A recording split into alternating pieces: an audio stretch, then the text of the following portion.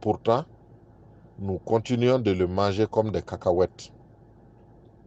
C'est parce que, comme la cigarette et l'alcool, Maggi Cube développe sur nos langues et dans nos cerveaux une addiction, une dépendance.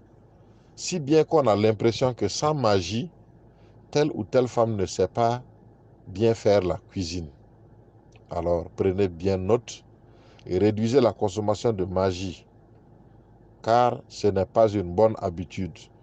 Sinon, travaillez à arrêter complètement l'utilisation de Maggi dans la cuisine familiale. De lait Nido. On ne peut pas appeler ça du lait, c'est autre chose.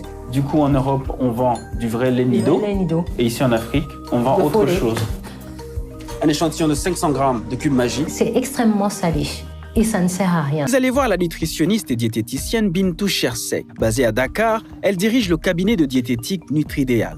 Commençons par au lait Nido. Et tout de suite, le premier constat. On voit bien que c'est un lait qui est à base de lait écrémé, donc du lait dont on a retiré la crème, qui est naturellement dans le lait, et ensuite qu'on a réengraissé avec de l'huile de palme, qui est une huile végétale bon marché, qu'on trouve un petit peu partout. Dans les 500 grammes de Nido analysés, plus de 30% sont des lipides. Deuxième constat. En plus de l'huile de palme, il y a du sucre à ajouter dans le Nido, dans le lait de vache en général, qui est très riche en sucre, mais en sucre naturel qu'on appelle le lactose.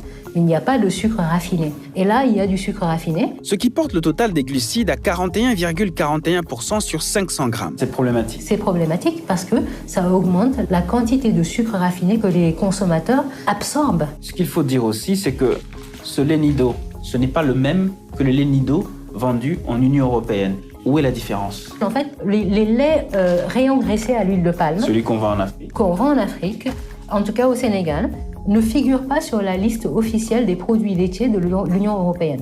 En d'autres termes, l'Union européenne ne considère pas ces produits-là comme du lait. Pour le vérifier, je suis allé dans un commerce en Europe. Alors là, je suis dans un supermarché en France, à Paris.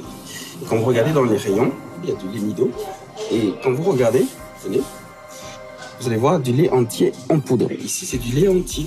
Alors que là-bas, c'est du lait qu'on a